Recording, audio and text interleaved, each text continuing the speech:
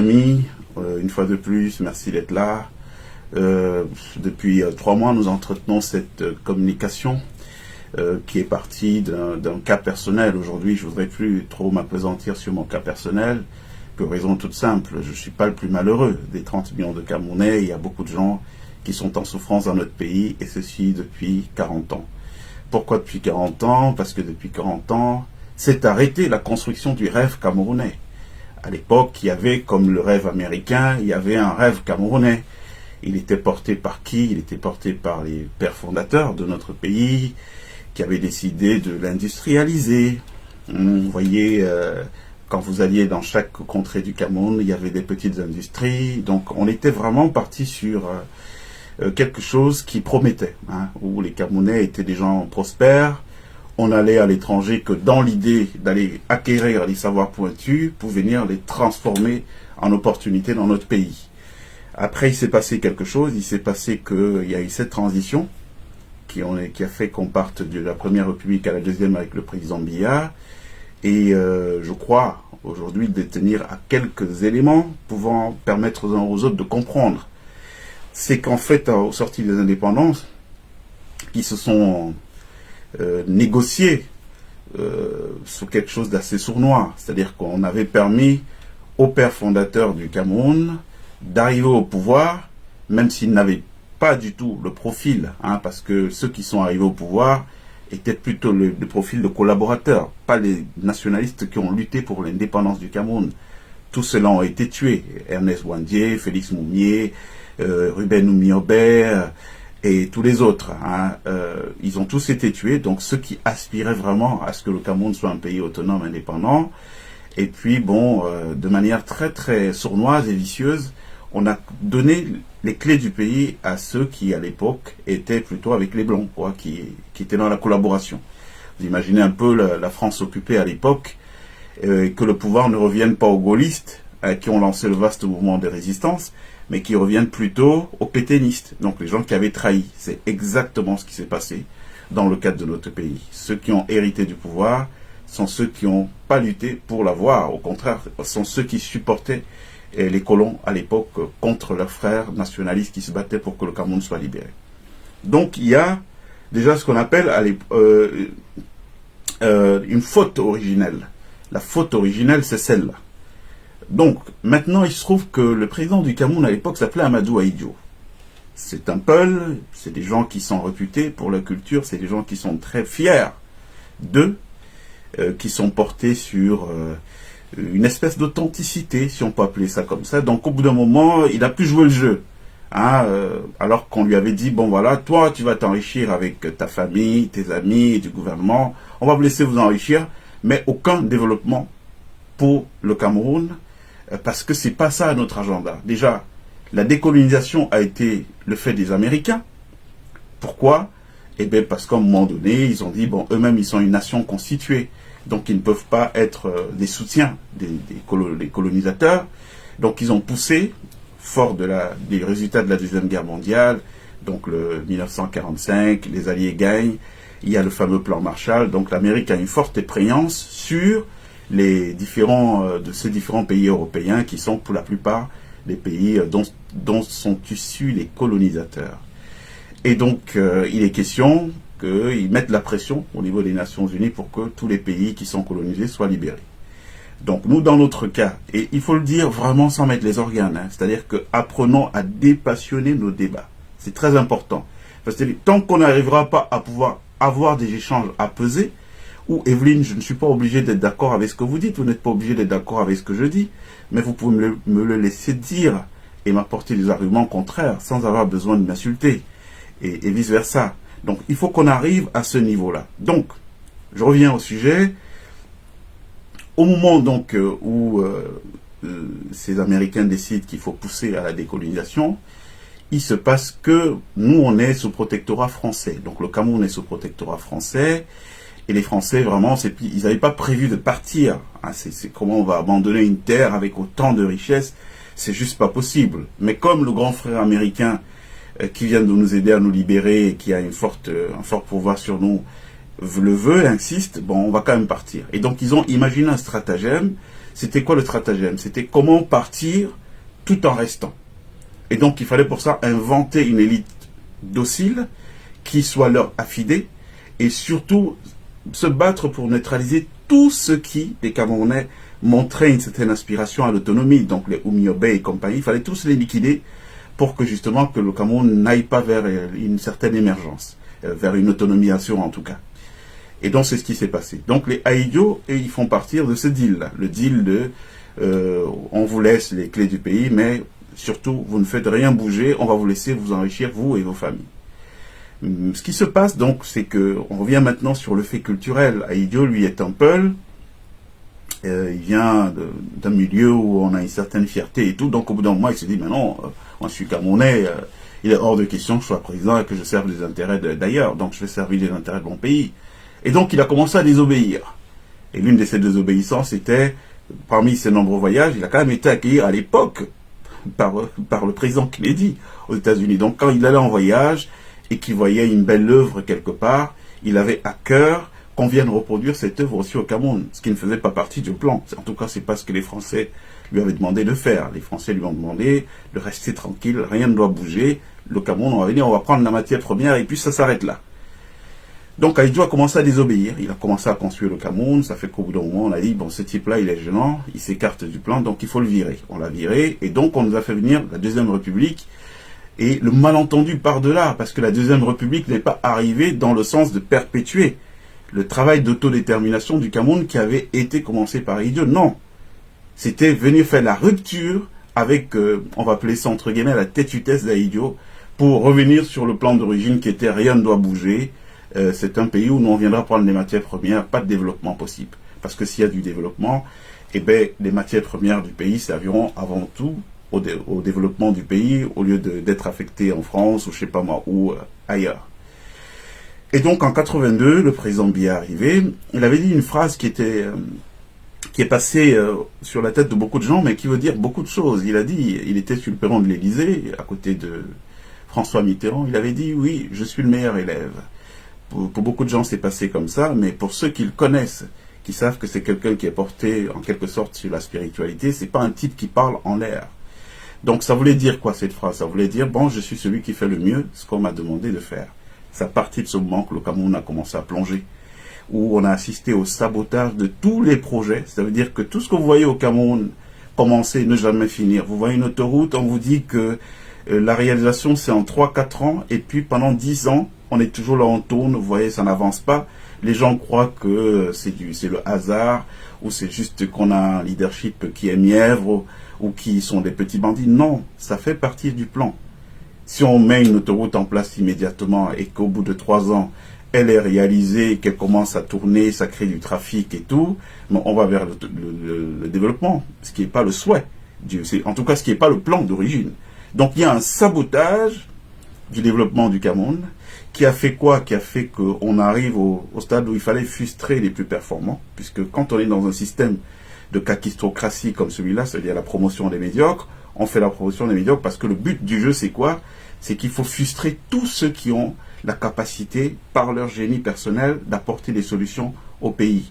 Donc, qu'est-ce qu'on a fait? On a commencé à promouvoir les médiocres pour créer des frustrations chez ceux qui ont le génie, du talent, afin que ces derniers partent. Donc, on a assisté au plus formidable exode humain, de ressources humaines camerounaises ces 40 dernières années, les gens qui sont partis. Parce que quand vous êtes Lionel Messi, quand vous êtes Cristiano Ronaldo, que vous êtes bon, vous savez que vous êtes fort, et puis on vous prend, on vous met au banc de touche et on fait jouer des joueurs de seconde zone devant vous. Au bout d'un moment, votre génie, affamé de victoire, finit par se mourir. Et donc ceux qui ne veulent pas mourir, qu'est-ce qu'ils font? Dernier barreau d'honneur, et bien ils s'en vont ailleurs, où ils peuvent être reconnus. Donc la saignée qu'on a pu voir au niveau de nos ressources humaines camerounaises a été programmée, elle est volontaire jusqu'aujourd'hui. C'est-à-dire, regardez par exemple, on a quasiment les mêmes au gouvernement depuis X temps. Pourtant, ces derniers ne se sont pas distingués par un talent particulier. Alors pourquoi on garde les médiocres? Vous pensez que c'est le hasard? Ce n'est pas le hasard. On garde les médiocres pour une raison simple, c'est que ça colle au plan d'origine. Le Cameroun ne doit pas bouger, avec la complicité, bien entendu, des nôtres. C'est ce qui s'est passé. Sauf que, il s'est trouvé que moi, dans les années 2007 et tout, je me suis retrouvé un peu dans le sillage de Nicolas Sarkozy à l'époque. Moi, ce qui m'intéressait dans l'histoire, c'est la rupture de la France-Afrique. J'adore ce mot-là. Je me suis dit, bon, allez, enfin, on va avoir des interlocuteurs avec qui on peut parler. Parler pour leur dire que non, à l'époque où vous avez mis votre système en place, votre plan, on n'était pas 30 millions de Camerounais, on était à peine 2-3 millions. Donc ça ne peut pas poursuivre, ça ne peut pas continuer aujourd'hui. Il faut trouver un autre moyen, mais on ne peut pas continuer à laisser des millions de gens, notre jeunesse, finir dans le ventre des requins de la Méditerranée, pendant que chez vous, vous la coulez douce. Donc si un président qui tient le discours de rupture de la France-Afrique, c'est un type qui est fréquentable, il faut discuter avec lui. Donc on a commencé à travailler, sauf qu'il s'est trouvé que très vite, et c'est même venu du côté africain, parce que c'est le président Bongo à l'époque qui avait saboté en faisant liquider Jean-Marie Bockel, qui était chargé de la coopération et chargé notamment de faire évoluer la relation. Et donc on est sur un statu quo. Statu quo qui crée tout ce que vous voyez là. Ça veut dire qu'il y a des gens qui travaillent, qui doivent travailler pour construire le pays. En réalité, ce sont des agents au service d'intérêts étrangers. Et à ce titre-là, ils ne sont pas les amis de Camerounais. Donc c'est vos frères camerounais, mais ce n'est pas vos frères.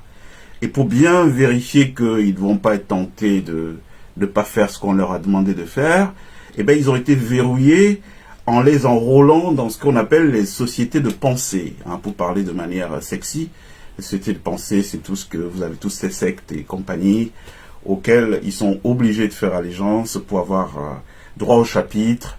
Et là-bas, dans la secte, qu'est-ce qu'on leur enseigne? On leur enseigne que, bon non, la priorité, c'est votre frère de la secte et pas vos frères de famille et tout. Donc, c'est pour ça que ces gens-là, ils ne peuvent pas vous donner quelque chose de bon cœur. C'est difficile qu'ils le fassent parce que même s'ils le font, et parce qu'ils se sont perdus, ils sont oubliés un moment, et quand les autres l'apprennent, on va leur rappeler, mais non, toi tu l'as donné, il n'est pas avec nous. Moi, personnellement, qui vous parle, j'ai été victime de ça. Nous, on est un peu comme des cheveux dans la soupe, hein. C'est-à-dire qu'on arrive, et puis par la force des choses, mais c'est pas vraiment la force des choses. C'est qu'il y a un ordre cosmique profond qui régit la marche de notre pays. Nous avons nos ancêtres qui sont là, qui regardent ce qui se passe, qui ne sont pas toujours d'accord. Et donc parfois, ils mettent le grain de sable qui va faire dérailler un peu toute leur machine.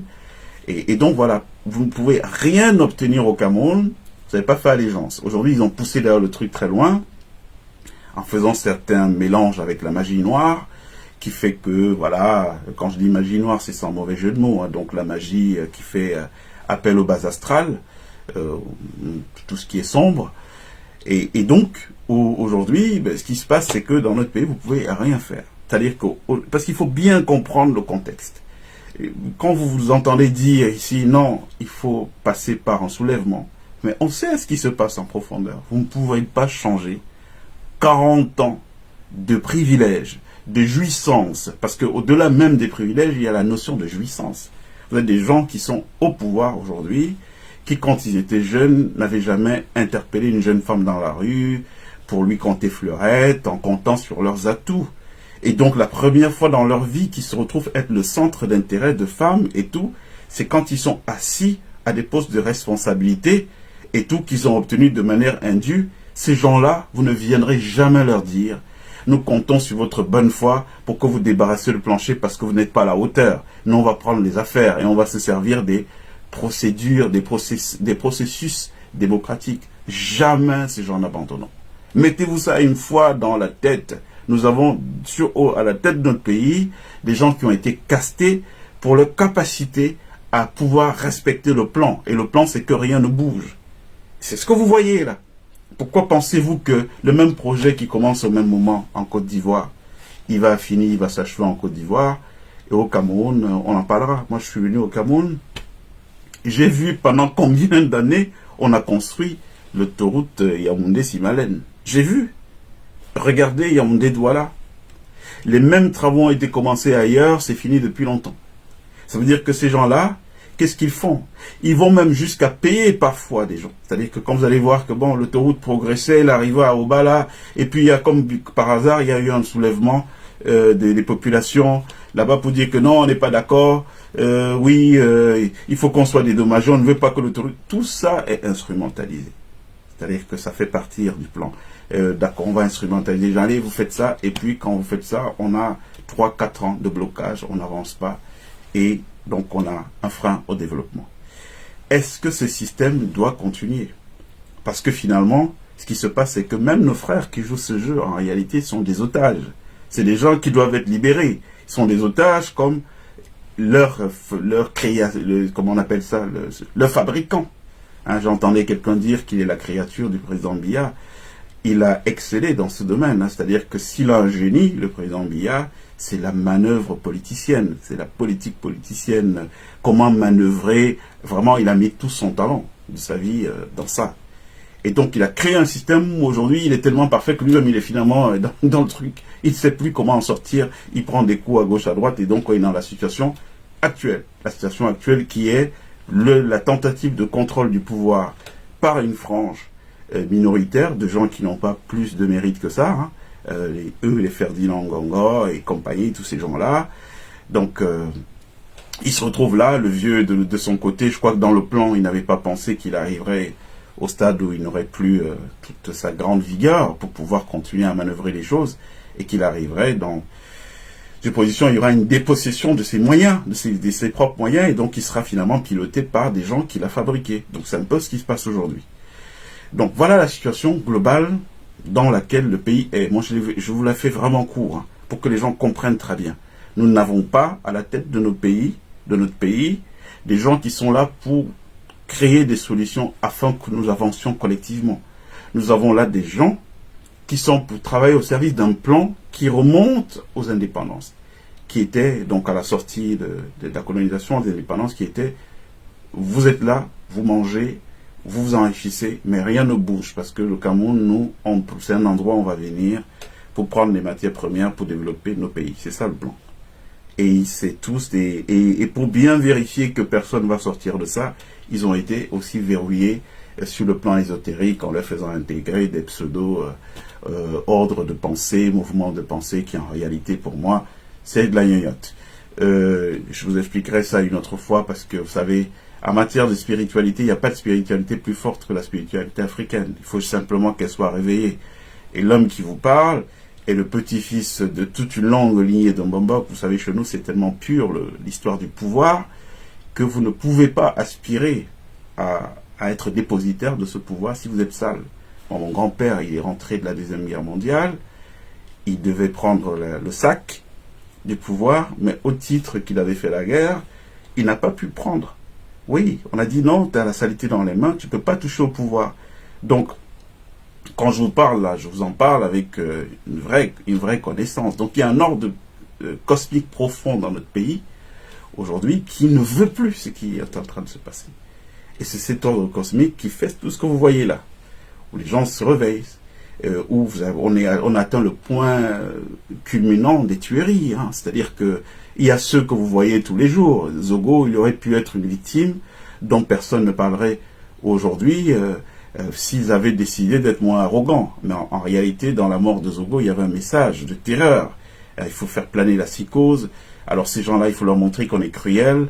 Comme ça, ils vont tous être chacun le doigt sur la petite couture du pantalon. À partir du moment où ils ont tous le doigt sur la petite couture du pantalon, personne ne va bouger. Et donc, nous, on va réussir ce qu'on a à faire. Donc, d'où la cruauté. Mais il y a plein de gens comme Zogo qui sont assassinés tous les jours dans notre pays sans que personne ne soit au courant et tout. C'est fait de manière très, très propre avec la bonne ingénierie qu'il faut. Donc, aujourd'hui est très tentaculaire parce que vous voyez, comme par hasard, du jour au lendemain, on a entendu émerger un discours « Oh, il faut absolument s'inscrire sur les listes électorales. Vraiment, c'est le truc qui est vital. Vraiment, même si vous n'avez pas mangé, la priorité, avant toute chose, inscrivez-vous sur la liste électorale. » Alors, méfiez-vous du Cameroun, les amis. C'est-à-dire que quelque chose n'apparaît pas comme ça dans ce pays s'il n'a pas la bénédiction des autorités du pays. Vous savez, je connais des gens brillants, méritants, qui sont arrivés au Cameroun, qui ont fait des demandes de légalisation de partis politiques qui ne leur ont jamais été accordés. Entre-temps, je vous parle de 2019.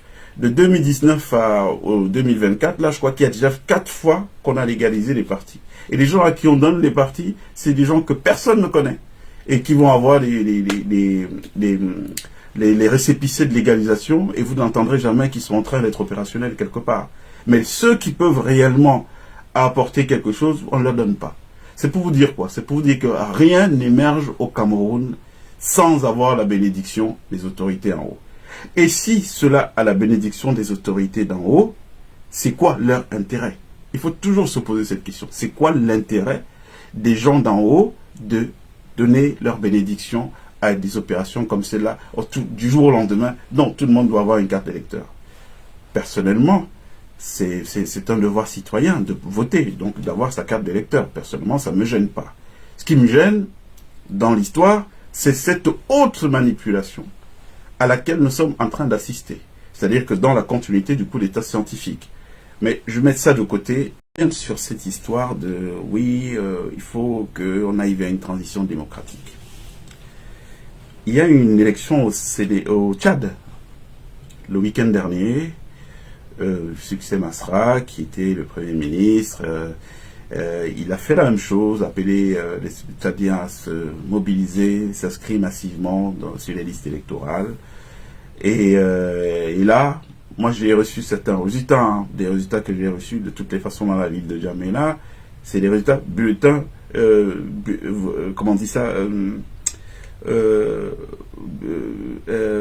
bureau de vote, voilà, bureau de vote par bureau de vote.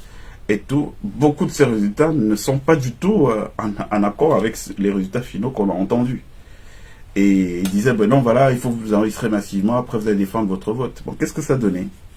Je veux bien que les gens répondent, ceux qui disent que, voilà, on peut y arriver de cette manière, on peut battre le système, faire changer le Cameroun, amener les gens qui sont là à dire, bon voilà, vous avez été plus fort, vous avez gagné aux élections, donc nous on va rentrer au village et tout. Donc, qu'est-ce que ça a donné? On a un cas comme celui-là.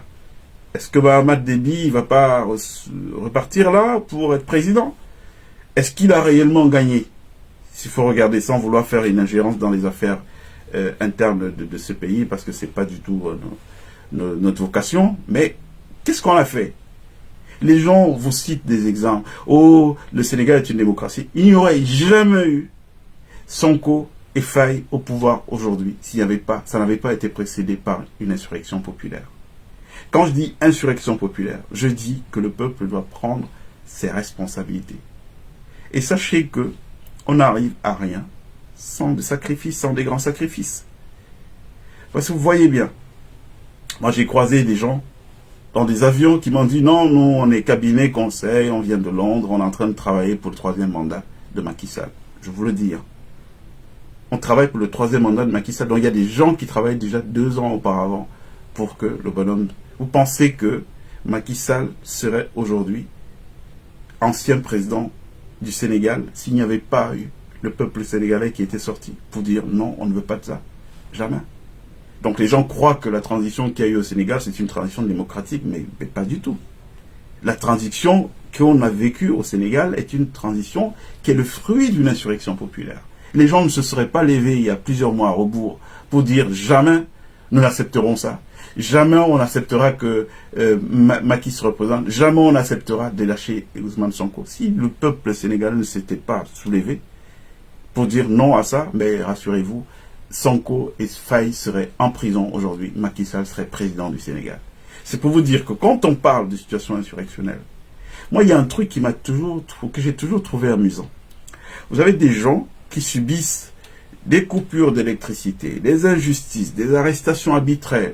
Ils ne disent mot. Donc ils n'ont pas d'énergie pour dénoncer ça.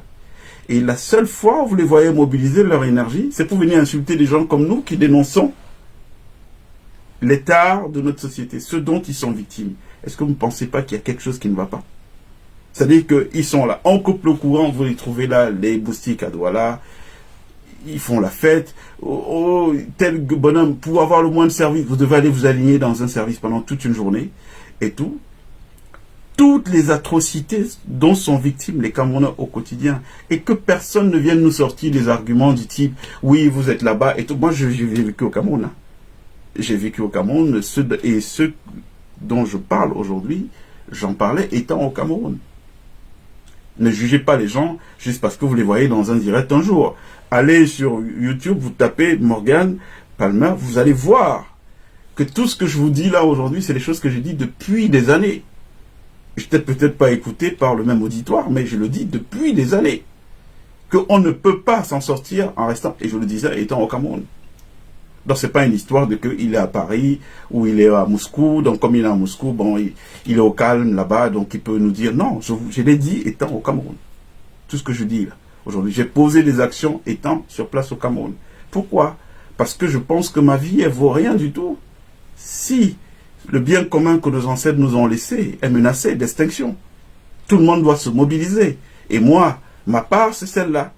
C'est de me mobiliser de cette manière, dans un premier temps. Il ne faut pas penser que c'est rien. Il ne faut pas penser que c'est rien. Vous ne savez pas ce que nous courons comme risque. Et les fatwas qui sont mis sur nos têtes, et les poisons qui sont commandés, dans mon cas d'ailleurs, pour faire un petit clin d'œil à ma situation commandée de Russie qui coûte un bras, avec mobilisation de la diaspora, tous les agents dans la diaspora, c'est à qui va l'empoisonner le plus rapidement, et on va voir de l'argent. Mais donc ça, il y a un prix à payer pour toutes ces mobilisations, pour tout ce que nous faisons comme travail.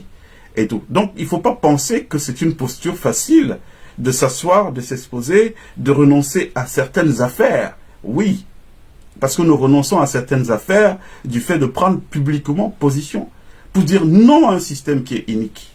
Oui, parce que ce système est inique. Le vieux, en 40 ans, a travaillé à faire quoi? À faire des manœuvres politiques. En 40 ans, il n'a jamais travaillé à créer le développement au Cameroun. Même l'histoire de, oui, il nous a apporté la démocratie, il nous a apporté, ça a participé du plan. Comment créer des troubles dans une société? Est-ce qu'il y a plus facile que de libéraliser l'accès de la parole à des gens qui n'ont pas droit au chapitre pour créer est-ce qu'il y a plus facile que ça pour jeter le trouble dans une société? Nous sommes dans ça aujourd'hui. Vous venez dans une société où les gens savent à peine écrire leur nom et vous leur dites non, tout le monde a le droit de parler. Hein, allez-y, parlez. Ça devient quoi? Ça devient un grand brouhaha. Chacun jacasse. Est-ce qu'ils utilisent la parole pour dire la vérité et la vertu? Non. Donc ça n'a aucune valeur ajoutée pour un pays. Donc même l'histoire de je vous ai apporté la démocratie, la liberté d'expression, ça participait du plan de destruction du Cameroun, en tout cas de son immobilisme.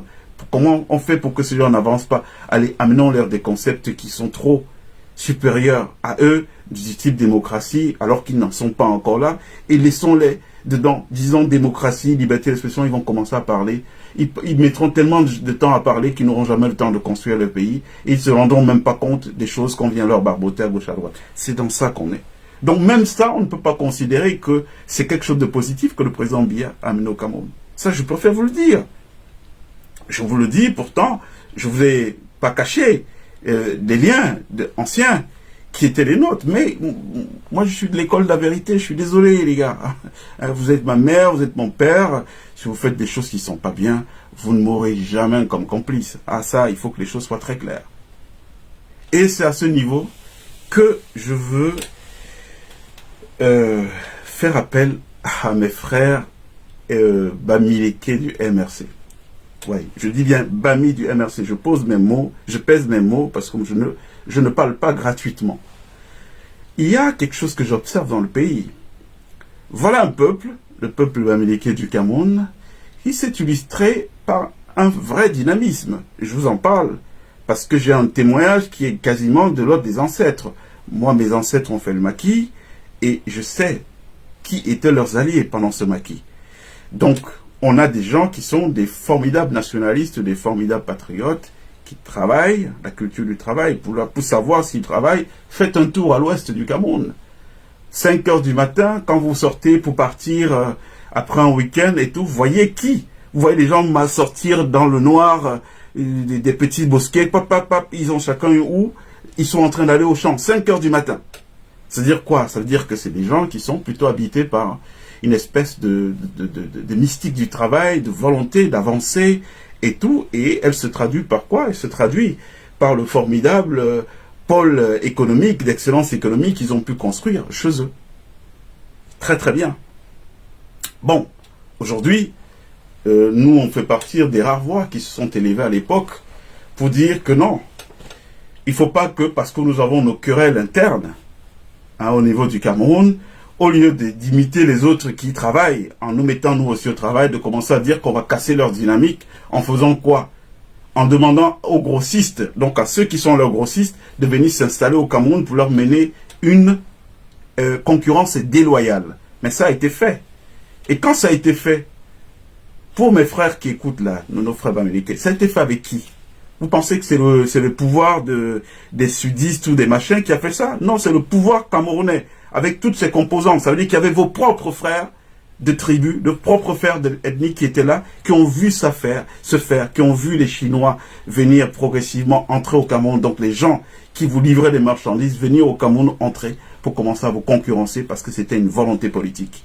Alors vos frères qui sont dans le système, est-ce qu'ils ont condamné ça? Non, ils n'ont pas condamné ça. Alors moi je vais vous dire une chose aujourd'hui. Je suis fatigué de voir que chaque fois que quelqu'un va venir dire un truc dans le sens d'apporter plutôt une amélioration à la qualité du débat, qu'on ait droit à quoi? À des replis identitaires, des replis ethniques. Je vous ai dit ici que vous ne connaissez pas l'histoire du Cameroun. Et quand je dis tous les Camerounais ne connaissent pas l'histoire du Cameroun. Si vous connaissiez l'histoire du Cameroun, vraiment personne ne parlerait d'ethnie au Cameroun. Parce qu'on est tous un. Je vous ai raconté l'histoire d'Oumiobe aux Nations Unies. Qui a payé le billet d'avion pour qu'Oumiobe aux Nations Unies? Ce sont les chefs bamileke. Oumiobe était Bassa. C'est les chefs bamileke qui se sont réunis, qui ont trouvé de l'argent et ils ont dit, bon, vas-y, tu vas nous défendre. C'était nos ancêtres à l'époque. La culture bamileke est une culture qui sacralise quoi? Qui sacralise l'ancestralité. Alors si nos ancêtres se comportaient comme ça à l'époque, est-ce qu'ils ne doivent pas être des gens dont on s'inspire? D'où vient-il ce truc-là aujourd'hui où à peine vous avez ouvert la bouche sur un truc, c'est que vous êtes soupçonné d'être contre un tel ou contre un tel autre? Et il y a un autre problème dont on doit parler.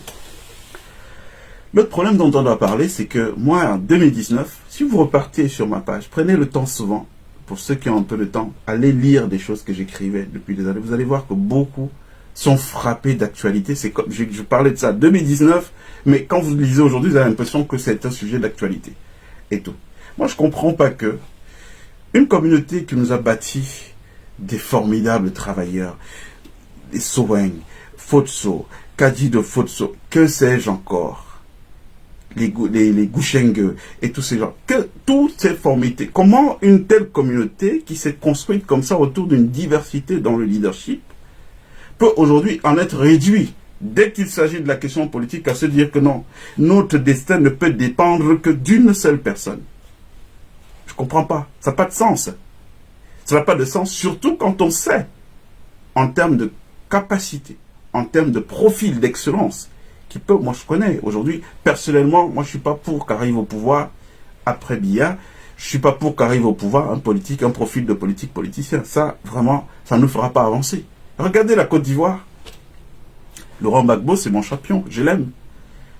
J'ai beaucoup d'admiration, c'est quelqu'un qui m'a beaucoup honoré, et je lui garderai toujours une reconnaissance éternelle. Mais, force est de dire que ce que Ouattara a fait en Côte d'Ivoire, en 2 mandats aujourd'hui, est juste exceptionnel.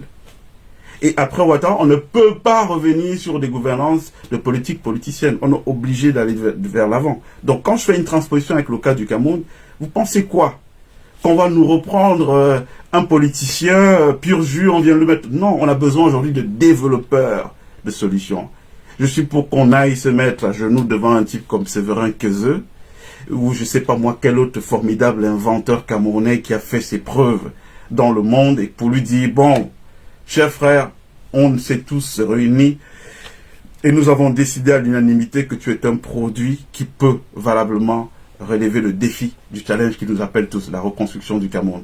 Viens avec nous, nous aider, tu vas être devant, nous on va être là derrière, on va travailler. Il nous faut aujourd'hui des bâtisseurs, des solutionneurs, pas des politiciens. Parce que les politiciens, on voit ce que ça nous a donné. On voit ce que ça nous a amené aujourd'hui. Donc on ne serait pas du tout dans la révolution si, à l'après Paul Biya, eh bien, ce qu'on a en guise de leadership, ce sont qui? Ce sont les mêmes gens qui viennent, qui ont comme compréhension du pouvoir qu'on vient au pouvoir pour se servir et non servir. Non, on ne vient pas au pouvoir pour se servir. On vient au pouvoir pour servir afin que ce service rende des services à la grande majorité. Voyez, comment pouvez-vous expliquer qu'un pays comme le nôtre aujourd'hui, qui produit de la richesse, oui, on vend des matières premières et tout, qu'il n'y ait pas un système de redistribution de cette richesse qui profite à l'ensemble des citoyens. Qu'on ait l'ensemble du capital qui est capté entre des petites mains, et ce sont ces petites mains qui se le partagent entre eux. Résultat des courses, je suis en direct s'il vous plaît, résultat des courses, eh bien on a une grande majorité de gens dont leur sécurité sociale est déléguée aux individus. Ça veut dire quoi? Ça veut dire que Madame Evina, vous êtes au Vésinet. Je sais le nombre de problèmes que vous devez régler tous les mois, ou je sais pas moi, tous les 2 mois. Dès qu'il y a un décès dans la famille, il faut que vous vous mobilisez pour acheter les cercueils, pour payer la morgue. Les enfants n'ont été sortis à l'école, c'est vous qui devez payer. Mais non, si on est un État organisé qui produit de la richesse, on devrait avoir des mécanismes de sécurité sociale pour permettre que chaque citoyen ait accès à une part de la richesse que nous produisons collectivement. Ce n'est pas la richesse de certains. Quand vous voyez des gens, une personne, 50 voitures dans son parking, mais lui, il est quoi? Il est plus exceptionnel que qui? Hein? Il est un Camerounais comme tous les autres? Non, les 50 voitures, en réalité, c'est l'argent qui devait être affecté à plusieurs personnes pour que ces gens-là ne soient pas dans la situation de dénuement, qu'on ne laisse personne au bord du chemin. Vous voyez un peu ce qui se passe aujourd'hui. Et on ne peut pas continuer avec un système comme ça. Il est obligé de s'arrêter, mais il ne s'arrêtera pas par de simples incantations, des mouvements de mode. Et là, je reviens à nos frères. Mais faites très attention. Vous représentez un vrai pouvoir aujourd'hui. C'est-à-dire que parfois, j'observe, je me dis, mais attends, ces gens-là, ils travaillent pour qui? Ils travaillent pour le système en haut, ou réellement, ils sont habités, ou ils sont manipulés? Qu'est-ce qui se passe même en réalité? Ils travaillent pour qui? Vous ne pouvez pas représenter une force, parce que c'est la force économique de notre pays, il faut se le dire. Et ils ne sont pas force économique pour l'avoir usurpé. Ils sont force économique parce que c'est des travailleurs. C'est des gens qui ont su se prendre en charge parce qu'ils ne sont pas issus d'un pays différent que celui où nous tous nous vivons. Avec les mêmes inégalités qu'on a, mais ils ont fait quoi? Ils sont allés à leur résilience. On va travailler, on va créer de la richesse et tout pour aller à l'autodétermination. Donc vous ne pouvez pas être une force comme celle-là et dire que dès que vous embrassez le domaine de la politique, vous mouillez. Ça n'a pas de raison d'être. Ça n'a pas de sens. Pourquoi vous mouillez? Pourquoi vous retrouvez là aujourd'hui? Comment un tel lobby peut se retrouver à nous scander des slogans qui sont écrits depuis et tout dit? Inscrivez-vous sur les listes électorales. Moi, je vais vous dire ce qu'il y a derrière cette affaire. Il faut que vous le sachiez aujourd'hui. Et j'en profite pour régler définitivement une question que personne n'ose plus jamais venir m'associer à un camp ou à un autre. Vous savez, moi j'ai 30 ans de vie publique. En 30 ans de vie publique, vous ne m'avez jamais vu avoir le moindre poste au Cameroun. La moindre responsabilité, gagner le moindre argent au Cameroun. Bon, alors si en 30 ans, je n'ai pas été le camp dans tel ou tel camp, ce n'est pas à cet âge que je vais être dans le camp de quelqu'un. Moi, je suis dans le camp de la vérité. Comment on fait pour s'en sortir collectivement? Donc, qu'est-ce qui se passe? Vous avez des gens dont l'aboutissement de leur coup d'état scientifique, c'est de dire, allez, bon, on va sortir un slogan. Pourquoi? Parce que les services du Cameroun, ils ne travaillent pas pour le bien du pays, mais ils travaillent pour se maintenir au pouvoir. Ils sont très efficaces, hein, très très efficaces à ce niveau-là. Donc, ces derniers temps, courait le bruit que les gens sont à bout de souffle dans le pays. Tout le monde est fatigué, on n'en veut plus et les Camerounais sont au point de rupture où ils sont prêts à prendre la rue, et descendre dans les rues pour que tout ça s'arrête. Donc, qu'est-ce qu'ils ont fait? Il fallait allumer un contre-feu. Et le contre-feu qu'on peut allumer, c'est lequel? C'est de sortir comme du chapeau là. Oui, vous avez tel artiste qui va à tel truc. Ah non, est-ce que tu as ta carte électorale? Tu vas à tel... Mais ça sort d'où cette histoire de carte électorale? Je vous ai parlé des cartes d'identité qu'on a du mal à livrer aux gens ici. Mais du jour au lendemain, on est prêt à livrer des cartes électorales. Donc, ils ont sorti ça du chapeau. Pourquoi? Je vais vous expliquer, hein, pour que vous compreniez très bien le mécanisme. Parce que, l'histoire de l'insurrection leur fait peur. Ils savent très bien que si demain, je vous dis bien, je ne vous parle pas de 10 000 Camerounais. Si 2 000 Camerounais se mettent demain et disent, bon non, ils s'asseyent juste quelque part, on ne casse rien, non, vraiment, on n'est pas d'accord. Ils savent que c'est le début de la fin du système. Donc, qu'est-ce qu'il faut? Pour contrecarrer ça, ils essaient de donner l'impression qu'il y a un vrai espoir derrière la présidentielle de 2025. Et donc, pour ça, pour que cet espoir soit atteint, il faut que les gens s'inscrivent massivement. Mais en réalité, c'est l'aboutissement du coup d'état scientifique. Qu'est-ce qui va se passer? Cette campagne-là, elle est documentée. Ça passe dans les médias, on voit ça partout. Et les mallettes d'argent qui partent du Cameroun pour venir arroser les lobbies ici, des lobbies qui servent d'arbitre.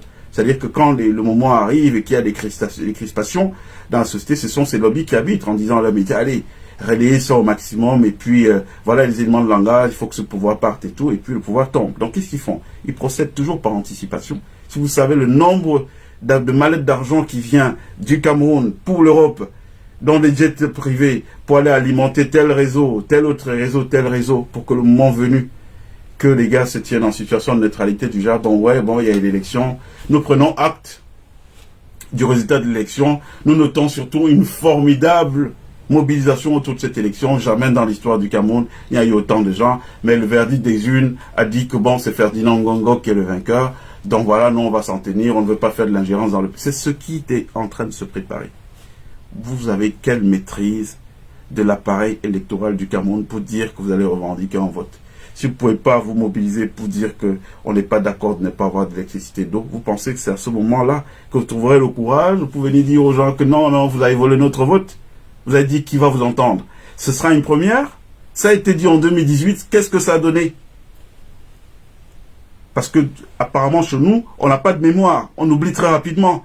En 2018, dès que le hold-up, parce que le hold-up, c'est d'accepter d'aller déjà aux élections dans un système qui est vicié. Vous allez aux élections alors que le système est vicié, ça veut dire que vous avez accepté les règles de l'entrée de jeu, et par la suite, qu'est-ce que les lobbies à l'international vont vous opposer? Vont vous opposer que ben, vous avez participé en connaissance des règles, et donc voilà, et puisque ces lobbies sont alimentés financièrement, oui, c'est ce qui se passe. Quand ils vous disent ça, vous allez faire quoi? Leurs médias ne vont pas relayer vos contestations, à la limite même dire que tout va bien, on va vous tuer en milliers là-bas, ce ne sera pas relayé à l'international, et donc l'affaire est pliée. L'affaire est pliée. Donc, je ne sais pas si c'est de la naïveté, la mobilisation que je vois, ou si c'est de la manipulation, mais si vraiment c'est le cas, je dis que c'est une grosse trahison pour nos ancêtres. Parce que vous ne pouvez pas être descendant d'un peuple qui a payé le prix le plus fort dans les guerres d'indépendance de notre pays. On a versé du napalm dans certaines zones. Voyez, les ancêtres sont là, c'est encore frais, ce n'est même pas encore fini. Et tout. Aujourd'hui, vous vous trouvez être complice parce qu'on a promis à un tel ou un tel un poste de Premier ministre et que par la suite, on va lui donner le pouvoir. Vous pouvez passer des deals avec des gens comme ça? Vous ne pouvez pas passer de deal avec des gens comme ça, ils n'ont aucune parole. Ils vont faire, c'est quoi? Dès qu'ils vont finir de vous utiliser, eh bien, ils vont vous neutraliser. Hein, on connaît, hein, je vous ai parlé, hein, c'est les champions des empoisonnements sournois. Hein, et donc, on va vous mettre un truc là et puis du jour au lendemain, vous n'êtes plus dans la course et tout. Donc, on ne peut pas accepter ce qui est en train de se passer là aujourd'hui. Nous ne disons pas qu'il ne faut pas qu'il y ait des élections, mais il faut qu'il y ait des élections aux conditions qui permettent réellement que la volonté populaire puisse s'exprimer. Et ça veut dire quoi? Ça veut dire que aller vers une élection dans le cadre actuel, c'est mettre la charrue avant les bœufs. Il faut d'abord faire ce qui s'est passé au Sénégal. Par exemple, je ne dis pas que c'est la seule chose qui peut être faite dans l'absolu, mais par exemple, s'il n'y avait pas eu cette mobilisation, je vous jure, Macky Sall passait en force. Sonko et Diomaye Faye seraient toujours aujourd'hui enfermés. D'accord? Moi, je veux bien que les choses soient très très claires. Donc, Evelyne, je ne sais pas si vous êtes là, Evelyne Diomachua, parce que je ne vois pas en même temps que je parle. Si vous êtes là, je voudrais bien qu'on engage ce débat, parce que je veux qu'on comprenne un peu les uns et les autres, que ceux qui disent... Evelyne, vous êtes là? Je vois quelqu'un qui dit que le MRC n'est pas Bamileke. Je n'ai pas dit que le MRC était Bamileke. J'ai dit que je voulais parler à mes frères du MRC qui sont Bamileke. J'ai dit les Bamileke, je n'ai pas parlé d'une autre tribu. Mais je n'ai pas dit que l'ensemble du MRC est Bamileke. J'ai dit pourquoi à eux je voulais parler. Parce que je considère que c'est une entité. Le Cameroun, c'est une mosaïque de communautés qui cohabitent.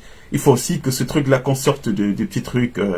vous pensez qu'un mec de mon niveau regarde les gens par rapport à que tu viens de telle tribu ou tu viens de telle autre tribu. Moi, je fais des affaires avec des gens qui sont des quatre coins du monde. Je suis au téléphone parfois jusqu'à 4 heures du matin en fonction de là où je suis parce que je parle avec des gens qui sont à l'autre bout du monde que je ne connais même pas. Alors, je ne vais pas accepter des gens que je n'ai même jamais rencontrés pour être contre mes frères. Je vous mets au défi, hein. Quiconque ici, là, qui va venir nous parler de ces histoires de tribus, si vous êtes sûr même que vous connaissez notre culture mieux que moi qui vous parle. Hein? Moi, je suis un enfant qui a passé les premières années de sa vie à Tchon, le centre climatique, je connais très bien, qui allait manger tous les week-ends à la chefferie Bafou et tout. Parce que mes parents, au titre de notre extraction familiale princière, il y avait une table. Hein? Donc, vous ne pouvez pas venir parler de tribalisme à des gens comme nous. Vous ne connaissez pas comment les familles sont faites en Afrique. Hein, il faut vraiment que les gens se calment avec l'histoire qui est racontée là aujourd'hui où personne ne peut plus parler. Et puis on vient lui brandir de tribalisme, t'es contre tel ou un tel. Vous ne connaissez pas l'histoire des gens. faut connaître l'histoire des gens avant de vouloir leur affubler tous ces trucs ridicules dont on entend parler. Alors, Raymond dit, ce que vous dites est déjà en cours de téléchargement, nous allons écraser le système de 42 ans. Alors, je comprends pas très bien. Bon, bref, je comprends pas très bien. Mais, alors, l'idéal serait que quoi? L'idéal serait que... en réalité, il faut créer des débats d'apaisement. Ceux qui veulent débattre, je peux les appeler, hein, je peux les appeler en direct. On fait un partage vidéo. Je sais que c'était pas prévu pour vous. Hein, beaucoup sont affalés dans les salons et ce serait peut-être pas sexy qu'on les voit comme ça. Ben s'il y en a qui sont chauds, eh ben ils peuvent faire signe. Je les appelle et puis on pousse cet échange-là de visu, quoi, qu'on essaie de parler. Il faut qu'on apprenne à se parler de manière très apaisée. Et qu'on arrête le petit truc là. Vous savez, on est dans un pays aujourd'hui où, dès qu'on voit deux personnes qui peuvent s'entendre, qui peuvent converger ensemble, il y a toujours, telle personne qui va t'appeler, ouais, est-ce que tu le connais même bien? Tu sais que c'est telle ou telle chose, et puis on raconte un truc pour casser les dynamiques. Le système actuel n'a prospéré que de cette manière. Voilà, en divisant les Camerounais. Voilà, vous voyez, faites-vous votre propre expérience des gens. N'écoutez pas ce qu'on vous raconte à côté, parce que je peux avoir une relation, une expérience négative avec quelqu'un, ça ne m'empêche pas d'avoir une expérience positive avec un autre. Donc il ne faut pas arrêter d'écouter ce que les gens vous racontent et tout. Il y a Martin, Patrice qui dit la majorité des blogueurs les plus suivis est dans le coup. Ils prennent l'argent pour relayer. Mais bien sûr que c'est ce qui se passe. Les gens de Yaoundé, du système en haut, qu'est-ce qu'ils font? Ils ont compris qu'il y a un problème de famine généralisée. Et dès que la famine s'empare des ventres, les gens n'ont plus de conviction. Et donc, qu'est-ce qu'ils ont fait? C'est-à-dire, beaucoup de ces blogueurs, à la base, c'était des gens qui étaient réellement habités par le combat. L'idée que non, il faut que le pays change. Mais petit à petit, ils ont été rejoints par les contingences de vie. Hein? Comment ils vivent, comment ils vont manger. Donc, ils ont été approchés. Ah non, mais tu fais de l'audience.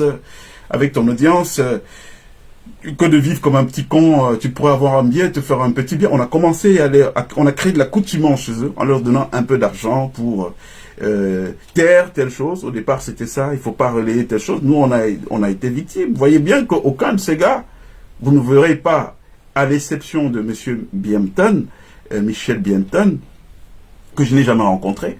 C'est-à-dire que il faut aussi souligner, quand des gens font des choses exceptionnelles, il faut le noter. C'est quelqu'un que je ne connais pas, je ne l'ai jamais rencontré, mais qui, du jour au lendemain, a diffusé, alors qu'il y avait, a repris des contenus de chez moi, alors qu'il y avait un mot d'ordre. Il y a un mot d'ordre qui est donné chez tous ces gens qui sont payés. Non, ce discours, il faut le marginaliser. Le seul problème, et qui est un vrai caillou dans la chaussette de ces gens, c'est que moi, je m'en fous d'être vu par 500 000 personnes. C'est pas mon sujet. Moi, si j'ai convaincu 2 Camerounais, pour moi, c'est bon. Et même pas convaincu, si j'ai passé l'information. Parce que convaincu, on ramène à l'ego, on pense qu'on est là pour l'ego. Non, on s'en fout. Moi, j'ai pacifié mon ego il y a très longtemps. Si j'ai passé l'information à 2 Camerounais, ça fait 2 Camerounais de plus qui sont au courant de trucs. Moi, ça me va. Mais il y a des gens, effectivement, qui sont payés pour soit taire des choses en fonction des intérêts, et pour d'autres, relayer même des trucs qui sont créés. Moi, j'ai entendu, on m'a envoyé cette vidéo la semaine dernière, un blogueur camerounais, un célèbre blogueur, dire que la pieuvre était contre le colonel Elundou Mesma. Mais franchement, les Blancs m'en sont tombés. Je me suis dit, il fait exprès ou il est dans la manip? Mais ce qui transparaissait quand même, c'était qu'on était dans de la pure manipulation. Mesma Elundou est le patron du service central de, je sais pas moi, des enquêtes du CED. Le CED, le patron du CED s'appelle Landry Galax Etoga, est placé au CED par Ferdinand Ngongo. Vous pensez que l'un des postes les plus stratégiques de ce CED peut être occupé par quelqu'un qui n'est pas dans le système de celui qui a construit toute l'architecture? Mais les gens rigolent ou quoi?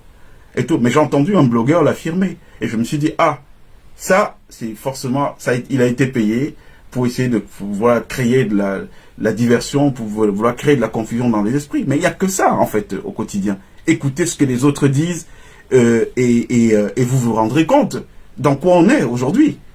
Les mecs qui touchent de l'argent pour relayer des fausses informations, pour créer de la diversion, pour faire de la manipulation, au point où parfois Des pauvres Camerounais de bonne foi, hein, qui sont habités par l'idée que les choses changent.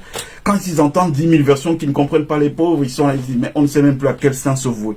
On ne sait plus à qui. Mais la preuve, je vous dis que je me suis levé un matin, j'ai commencé à communiquer, et j'ai entendu tout type de procès. Déjà, oui, il roule pour qui? Il faut nous dire, il est de quel camp. Vous vous rendez compte? On réduit tout un pays. On pense que tous les gens d'un pays, parce qu'il y a des gens qui sont pourris, tout le monde va être pourri. Mais non. Ça fonctionne pas comme ça. Hein? Même dans un océan de ténèbres, il y a quand même quelques graines de lumière qui peuvent jaillir de temps à autre. Donc, moi, je trouve que c'est... alors, Raymond m'a dit, il me demande, où est-ce que vous en êtes à l'autre parti politique? Non, alors, il y a autre chose, Raymond. Il faut qu'on se mette bien d'accord. Moi, je ne suis candidat à rien. Et je vous le dis, parce que nous sommes sur Internet, ça veut dire que tout ce qu'on déclare, demain, on peut nous opposer ça. Je ne suis candidat à rien du tout. Je ne veux pas être président de la République, ça ne m'intéresse pas. Je ne suis candidat qu'à une chose. Quelle partition on peut aider à jouer pour qu'advienne un nouveau Cameroun qui soit meilleur pour nous tous? Ça veut dire qu'aujourd'hui, si on peut être des animateurs de tendance, aller chercher, parce que moi je suis convaincu que nous avons parmi nos concitoyens, qu'on a partout dans le monde là, il y a des gens, parce que j'en vois, je vais à gauche, à droite, on me sort parfois un profil, ah voilà, il est du Cameroun comme vous, ah bon, vous regardez ce que le bonhomme fait, le bonhomme mobilise 1 milliard de dollars sur sa tête, avec des gens qui croient en lui, comme vous n'avez pas d'idée. Mais ce type-là, si vous apprenez, on apprend demain qu'il est président du Cameroun, mais vous imaginez le nombre de capitaux qu'il peut déplacer vers le pays, juste sur la simple base de sa crédibilité. La simple base de sa crédibilité. Et donc, pendant qu'on doit tous être là à dire c'est qui ces profils-là, aller les chercher pour les convaincre, parce que beaucoup de ces gens, ils ne viennent plus au Cameroun. Pourquoi? Pas parce qu'ils n'aiment pas le Cameroun, mais beaucoup ont été déçus. Beaucoup sont levés, ils sont venus faire des projets, ils ont été humiliés, parce que ça n'entrait pas dans le cadre du fameux plan dont je vous ai parlé au départ. Ils venaient apporter le développement, alors que ceux qui sont là, ils sont des gardiens pour qu'il n'y ait jamais de développement. Donc ils ont été déçus, humiliés devant leurs partenaires, ils sont partis du Cameroun, ils font des choses ailleurs. Moi je suis candidat à rien du tout, hein, mon cher Raymond. Donc quand je vous dis qu'il fera beau, c'est qu'on travaille sur d'autres dynamiques. On ne travaille pas sur des dynamiques où notre ego, moi vous ne me verrez pas candidat de quoi que ce soit. Je suis candidat de rien du tout. Je suis candidat qu'à une seule chose, à voir comment, ensemble, nous pourrons amener le changement de notre pays. Mais il y a des gens beaucoup plus méritants. Moi, je suis pas un type qui aime déjà je suis pas fan du protocole. Hein. Moi, j'aime bien ma vie simple, être assis dans une ferme et tout, me pêcher mon poisson, le manger au calme. Donc, les histoires de « oh, il faut être là, debout pendant des heures, et pour aller attendre », non, c'est pas mon truc. Franchement, donc je suis pas candidat à une présidence quelconque. Il faut que les choses soient très claires. Donc, ceux qui peut-être me voyaient avec la suspicion en se disant « bon non, il est en train de travailler parce qu'il veut être non », moi je suis pas candidat. En revanche, je ne peux pas vous cacher qu'il y a un certain nombre d'actions qui sont menées aujourd'hui parce qu'on ne peut pas laisser que ce pays continue comme ça. Et pourquoi? Parce qu'il y a 3 petits cons qui sont là, à qui vous avez donné le pouvoir. Oui, c'est parce que vous avez montré au Ferdinand Ngongo qu'ils peuvent mettre les Camerounais au pas, que ces derniers ont pensé qu'ils sont des gens puissants. D'ailleurs, parlons de lui. Vous avez appris que cette semaine, il a été cité comme témoin dans le procès de M. Zogo Martinez. Et monsieur n'a pas daigné se présenter au tribunal militaire. Voilà. Les gens à qui on veut confier la République de demain. Des gens qui montrent clairement qu'ils n'ont rien à foutre des institutions de la République. Vous voyez, il n'est que quoi? Il n'est que un collaborateur du président de la République. Il montre déjà une telle morgue contre les institutions de l'État. Vous pensez quand il sera s'il est un jour, et ce que je ne crois pas du tout, s'il est un jour aux responsabilités, à la plus haute fonction, vous pensez qu'il aura davantage de l'intérêt ou de la considération pour les institutions? Non, c'est la vieille école. L'école, c'est les bébés billards dont la doctrine, le mantra a toujours été que le pouvoir est à notre service. On n'est pas au pouvoir pour servir. La preuve, il s'accroche. Vous pensez que réellement, des gens qui travaillent, on voit comment les gens sont usés. Moi, j'ai vu Barack arriver au pouvoir aux États-Unis frais, tout frais et moulu. Il est reparti, les cheveux blancs remplis sur la tête, les rides, on fait une OPA sur le visage. Vous pensez que c'est quoi? C'est le pouvoir, c'est pas un endroit où on se repose. Alors, si vous voyez des gens qui s'attachent autant à l'idée d'être là, ben, ça veut dire qu'ils sont pas au pouvoir pour travailler. Ils ne travaillent pas. Pour eux, c'est une sinécure. Ils sont au pouvoir pour jouir.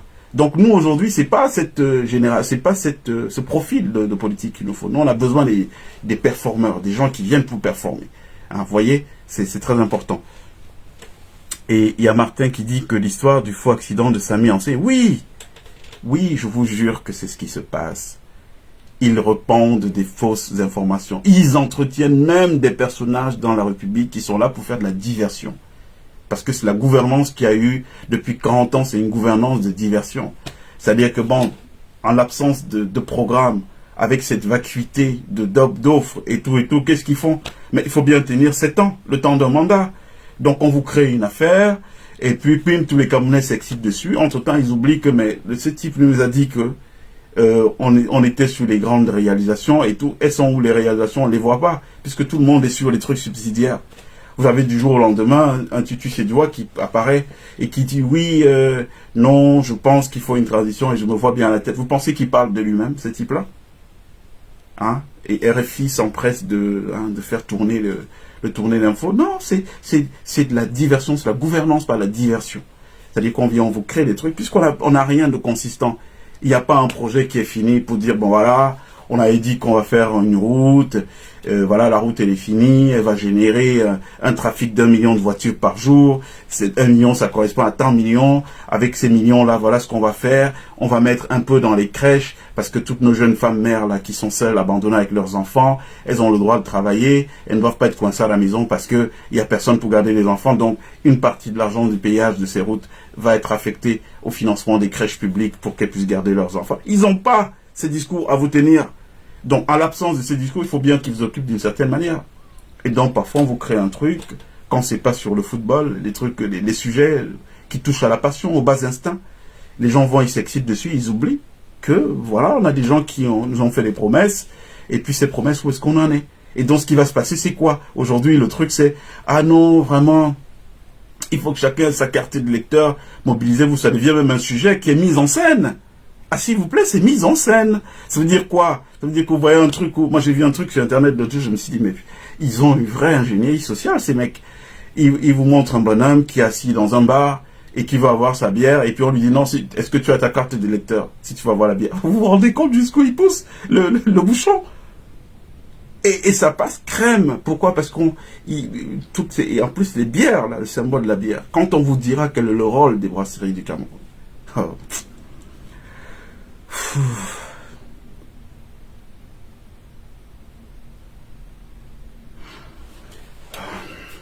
Donc voilà, on est là, on en est à ça. Aujourd'hui, il y a la pure diversion entretenue de partout. Martin dit que, Patrice dit, si les gens ne sont pas habitués à aller revendiquer pour les prisonniers politiques, ils ne pourront jamais tenir dur contre le bir et camper dans les rues en masse. Non, Martin, c'est une question de décision. Hein. Vous savez, moi j'ai connu la famille Bongo au Gabon. Je ne pense pas qu'il y avait une famille plus solidement implantée que celle-là dans un pays africain. Le patron des services secrets au Gabon, c'était Frédéric Bongo, donc un fils du père, le président, le frère, et tout. Mais malgré tout ça, vous voyez, aujourd'hui, on est allé vers des dynamiques. Ne soyez pas pessimistes. Je vous promets qu'il fera beau au Cameroun bientôt. C'est-à-dire qu'aujourd'hui, on a atteint un niveau, et pour comprendre ce que je vous dis, il faut interroger l'ordre cosmique profond de notre pays. Des gens qui ne sont pas mus par l'idée de l'intérêt collectif depuis 40 ans ne peuvent pas continuer. Parce que qu'est-ce que ça veut dire? Ça veut dire quoi? Ça veut dire qu'en 2025, on va refaire la même. Et vous voyez, dans les moments il a fallu avoir un gouvernement. Si je vous dis qui était pressenti pour être au poste de... qui était le premier ministre de ce gouvernement, vous comprendrez mieux l'idée du coup d'état scientifique avec cette histoire des élections dont je vous parle. Hein? Donc, on ne peut pas connaître l'ordre cosmique profond de notre pays et penser qu'après le président Biya, ça va continuer. Non, c'est pas possible. Et c'est ces gens-là qui n'ont pas notre rayonnement, que le rayonnement que leur procure de l'argent, du matériel, les métaux, hein, sont au niveau des métaux. Ces gens-là, vous pensez que c'est des gens qui se projettent? Ils ne se projettent pas. Ils sont dans un rêve. Bon, c'est vrai qu'ils ont le droit de rêver, mais ils sont dans un rêve. Ça marchera pas comme ça. Il y a Emmanuel qui dit, l'armée représente quel pourcentage de la population? Les hommes de troupes ne vivent pas dans nos cas. Mais oui! Mais oui! Je vous promets que, que les gens ne connaissent pas la réalité de notre pays. Si vous connaissez la réalité, vous comprendrez que le pouvoir le plus fragile, écoutez bien ce que je vous dis, le système le plus fragile que moi j'ai vu, je connais tous ces pays autour de nous, tous. Autant je vais vous dire, pour faire tomber militairement le pouvoir, ou alors par une insurrection populaire, le pouvoir au Congo-Brazzaville, c'est compliqué. Autant je peux vous dire que le Cameroun est comme une femme qui attend juste que quelqu'un vienne la posséder, c'est tout. Moi je vous dis, c'est trop facile. Parce que les plaintes dont vous nous entendez parler, quand vous m'entendez crier, je ne crie pas pour ma douleur à moi seul. Je crie pour les millions de douleurs qui me sont rapportées. On a des amis partout. On a des amis qui travaillent dans ce système. Vous pensez qu'on a des informations comment? Quand je vous dis qu'il y a un poison qui a été commandé, pour moi, vous pensez que j'ai ces informations comment? On a des amis qui sont à l'intérieur des systèmes. On sait, et on sait quelles sont leurs souffrances. Vous les voyez porter des valises d'argent pour le compte de ces gens-là. Ils ont fini de porter les valises, ils déposent dans les maisons et eux, ils rentrent. Ils arrivent, ils trouvent les enfants assis dans les maisons qui ne sont pas là à l'école parce que papa n'a pas d'argent. Vous pensez que ces gens-là, ils vont accepter de mourir pour eux? Mais vous connaissez mal ce qui se passe dans notre pays. Non. C'est pas ça, c'est pas ça. Je crois que vous vous trompez. Je vous promets que le fruit est mûr. Et pour que je me mette à découvert pour vous dire ça, comme je vous le dis, c'est parce que je sais ce qui se passe.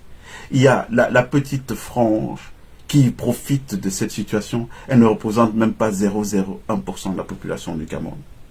Je vous ai dit les chiffres dernièrement. Le Cameroun, sur 30 millions d'habitants, il y a à peine 1,1 million personnes qui ont un salaire toutes les fins de mois. 724 000 du secteur privé,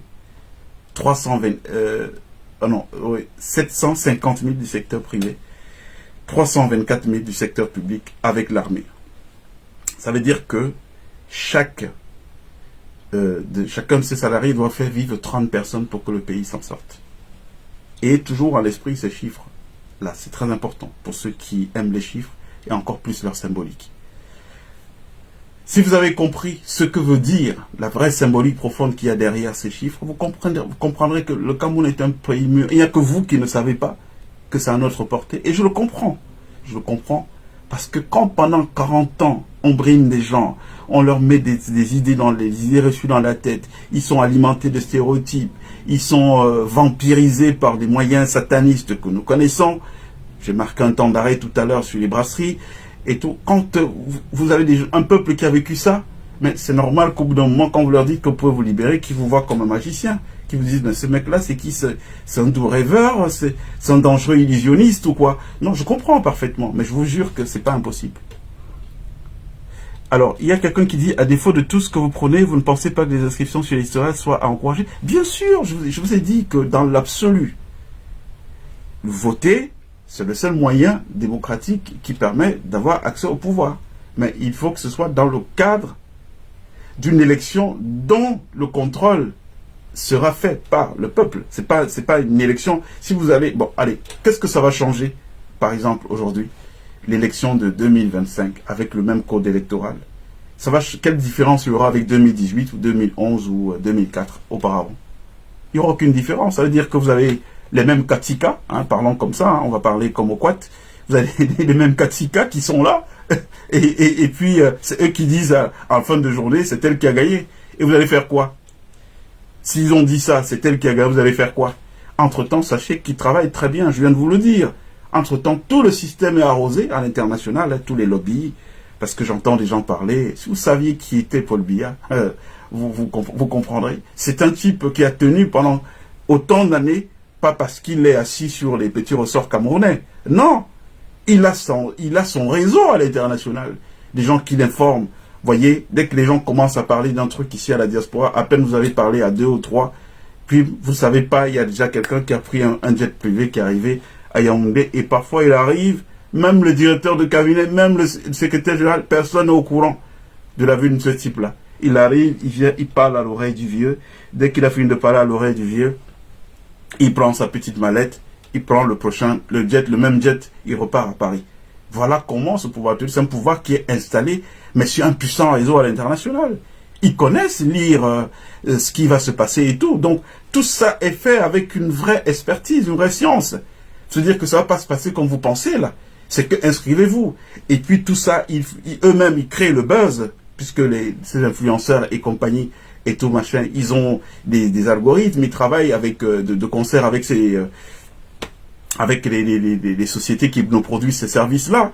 Donc on relaie le message, il est vu de partout, donc tout le monde entier au courant que non, vraiment, il y a une vaste mobilisation pour les élections de 2025. Bon, alors, quand à l'issue de cette élection de 2025, que tout le monde entier a vu qu'il y avait une vaste mobilisation, on dit, le vainqueur c'est Ferdinand Ngongo, vous allez faire quoi? Au moins vous voulez sortir, vous n'êtes relayé par aucun des médias internationaux, parce que les gars ont déjà été verrouillés par chacun son sac d'argent. Il a déjà acheté sa maison à Marrakech et tout, donc aucun journaliste va en parler, et tout, à la limite, on va tuer 2, 3, 4, 5, et puis les autres vont rester, ils vont se décourager, et puis rien ne va se passer. Et puis vous avez mis au pouvoir quoi? Vous avez mis au pouvoir des gars qui repartent pour 50 ans. Parce qu'il faut comprendre, c'est ça l'enjeu. Vous avez mis les gars au pouvoir qui repartent pour 50 ans, parce que vous les avez vus avec des yeux de naïfs, que oui, non, vous pouvez gagner. Vous avez demandé à des gens, je viens de vous dire là, les gens se battent pour quoi dans ce monde-ci? Ils se battent pour l'histoire des femmes. Beaucoup de combats que vous voyez là, c'est que bon, je vais être le plus beau. Un gars qui a jamais pu séduire une femme et qui se retrouve dans une situation aujourd'hui, il en a 3, 4 qui le courent après parce qu'il est secrétaire général de la présidence de la République du Cameroun. Vous avez dit à un type comme ça que nous comptons sur ta bonne foi pour que quand tu vas perdre les élections, tu te retires, non, on va prendre le pouvoir. Et il va le faire. Vous y croyez vraiment là?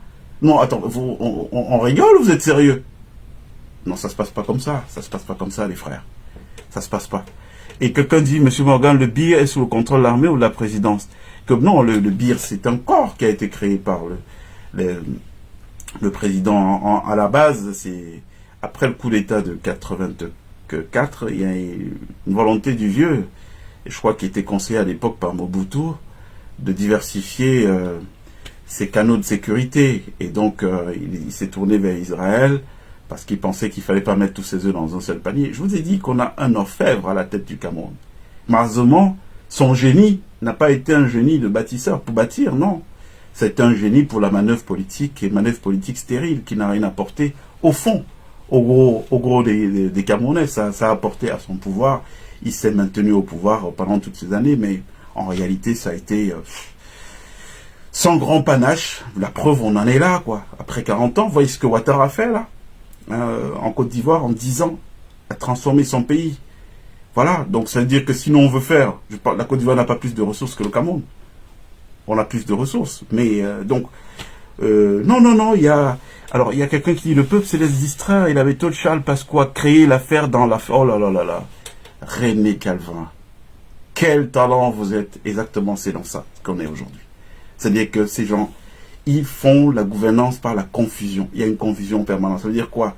Vous avez un Morgan Palmer qui apparaît il y a 3 mois et qui commence à dire des choses. Qu'est-ce qu'ils vont faire? Bon, alors, à défaut d'avoir des affaires qu'on peut lui coller à ce Morgan Palmer, qu'est-ce qu'ils vont faire? Mais ils vont faire quoi? Ils vont envahir les inbox des gens qu'ils ont repérés comme étant des spectateurs des lives de Morgan Palmer. Ils vont envahir leurs inbox via leurs contacts interposés, pour répandre des rumeurs. Ah, ce type-là, tu le suis, est-ce que tu le connais même bien? Non, il y a telle ou telle autre chose et tout. Et donc, vous allez voir du jour au lendemain, vous tenez un discours qui est complètement dilué. Et dilué pourquoi? Parce que sans que vous ne le sachiez, je vous parle des méthodes que je connais. Je sais comment ils fonctionnent, ces gens-là. Donc, du jour au lendemain, quelqu'un qui était peut-être en train de vous montrer le chemin, eh ben, on va venir créer un phénomène de discrédit sur l'image, au point vous allez... Et puis, ça va être quoi? Ça va être le défaitisme. Mais non, mais finalement, on va me compter sur qui dans ce pays? L'autre, là aussi, est venu dernier mois, il a voulu faire son tour de magie, et aujourd'hui, il est mis à nu et tout. Et donc, qu'est-ce qui se passe? Les gens se retrouvent dans un esprit de défaitisme. Donc, rien ne peut être fait. Bon, comme rien ne peut être fait, on fait quoi? Bon, on va faire comment? Regardons nos enfants grandir. Et là, les gars ont réussi leur coup. Donc, René Calvin, c'est exactement ça. On crée une affaire dans l'affaire, et puis il y a tellement d'affaires qu'à la fin, on ne sait même plus c'était quoi l'affaire de base. C'est exactement ce qui se passe aujourd'hui. Et il faut que les Camerounais, mais vraiment mes chers frères et sœurs, je souhaite que vous compreniez que vous n'avez pas affaire à des enfants de cœur. C'est-à-dire, quand vous luttez contre les gens, renseignez-vous sur leur CV quand même. Il faut savoir c'est qui vous avez en face de vous. C'est des gens qui ont un vrai génie pour le mal. Ces satanistes-là, ils ont un vrai génie pour le mal, ils y travaillent. Moi, j'ai peur d'eux. Quand je vous dis j'ai peur d'eux, ça veut dire que avant d'ouvrir ma bouche, avant de dire un mot, si vous savez combien, ça m'a pris au moins une semaine de réflexion. Parce que j'anticipe tous les scénarios possibles.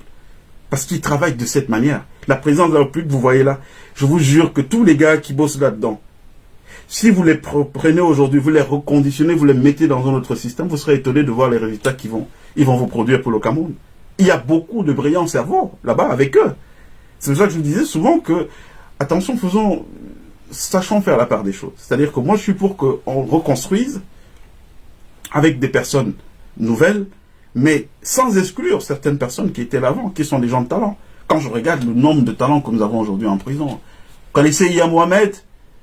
Vous connaissez un manager d'entreprise qui a fait, en termes de résultats, mieux que lui avec la sauce de coton? Moi, je n'en connais pas. Alors, un bonhomme comme celui-là, il a vocation à aider le Cameroun. Il est peut-être en prison aujourd'hui, je ne sais quelle intrigue l'y a conduit, mais un type comme ça, il va falloir, toute humilité but, le moment venu, dire, bon voilà, vous avez payé votre dette à la société, maintenant on doit vous réhabiliter, vous pouvez être utile pour nous, qu'est-ce qu'on fait? Vous connaissez Forjidam, le patron des chantiers navals du Cameroun, qui n'existait pas. Il a créé de toutes pièces, là, une après l'autre, de ses mains. Forjidam, il est dans une prison au Cameroun. Aujourd'hui, je ne sais pas qu'est-ce qu'on lui reproche qu'il a fait, mais ce que je retiens, c'est que c'est grâce à lui qu'on parle de chantier naval au Cameroun. Avant, on importait les moindres techniciens, je ne sais pas moi, d'Indonésie, d'Asie, qui étaient payés 3 000 € la journée pour venir dépanner. Et lui, il est venu, il a créé un chantier naval, donc un pôle d'excellence au Cameroun. Ce type-là, il est en prison aujourd'hui. Qu'est-ce qu'il y fait? C'est un talent. Il a vocation, lui, à être dans le Cameroun de demain. Donc, il y a beaucoup de gens, il y a des génies, même dans ce palais. Moi, je vous dis, ce que vous voyez là, en réalité, ce n'est que la face visible de l'iceberg. C'est la face visible. Il y a beaucoup de gars brillants qui travaillent dans le système, mais qui ont été conditionnés. Certains, je vous ai dit, c'est très violent. C'est très violent pour être coopté. Il faut passer par certaines choses. Et ça finit par travestir parfois la nature profonde des gens. Ils se disent, bon, habités par le défaitisme, mais parce que René Caven disait, c'est-à-dire, bon, à l'absence de projection heureuse sur l'avenir, donc ils renoncent. Ils se disent, bon, voilà, bon, allez, je vais faire mon petit beefsteak, ma famille et tout, les enfants, je vais les envoyer à Harvard. Si je peux, bon, c'est eux qui sont là, on fait comment on va rester? On va rester tranquille. Il y a quelqu'un qui vient de dire, avec 500 millions d'euros, on peut avoir des élections compétitives au Cameroun. Est-ce que les Camerounais sont prêts à contribuer? Non, la problématique, mon frère, la problématique n'est pas celle-là. C'est les élections avec qui? C'est les élections avec qui? Avec quel système? Avec le système actuel, là, vous ne pouvez pas gagner. Je vous le dis, je vous ai expliqué comment ça fonctionne. Ces gens-là, ils organisent souvent, ils ont toujours un coup d'avance. Là où vous allez aller pleurer, là, ils ont déjà payé les gens là-bas. Dès que vous arrivez là-bas pour pleurer, les gens ils font la sourde oreille. Déjà, oui, mais il n'y a jamais eu une participation comme celle-là. Regardez, on a les chiffres. Et tout. Alors qu'eux, ils savent la vérité. Mais ils ont été huilés. Donc, avec les 500 millions dont vous parlez, ben, amenez-les, moi je vais vous dire ce qu'il faut faire. Ce qu'il faut faire, c'est d'aller payer les mêmes réseaux où eux, ils payent là-bas pour leur dire, bon, écoutez, les mecs, restez juste neutres, ne vous mêlez pas de l'affaire, et puis nous, on va agir. Ça veut dire quoi? Vos journalistes seront libres et pourront relayer, dire ce qui se passe. Mais si vous pensez que c'est juste une histoire que vous avez venu... Non. Vous savez qu'il y a des gens dans le monde qui ont des intérêts au Cameroun. Et qui ont même plus d'intérêts au Cameroun que certains Camerounais. Donc ces gens-là, c'est eux que vous devez avoir qu'on doit avoir comme partenaire. C'est pas au niveau camerounais. Parce que déjà, les gens chez nous n'ont pas de conviction. C'est-à-dire qu'on va s'organiser là et tout. C'est les mêmes avec qui vous avez parlé à 10 h pour dire qu'on va faire tel coup. À 11 h, c'est eux qui, pour un beignet qu'on leur donne, vont aller dire que oui, ce Morgan Pamela nous a dit tel ou tel. C'est pour ça que j'ai dit que moi, personnellement, j'ai une confiance très très modérée aux Camerounais. Je ne compte pas sur les Camerounais pour qu'on s'en sorte. Je me dis, bon, ils pourront intégrer une dynamique, mais c'est pas eux. Parce que c'est des gens qui sont fragilisés, il faut les comprendre. C'est pas une façon de faire insulte à mes frères. On est tous des frères, mais c'est qui sont fragilisés par le système.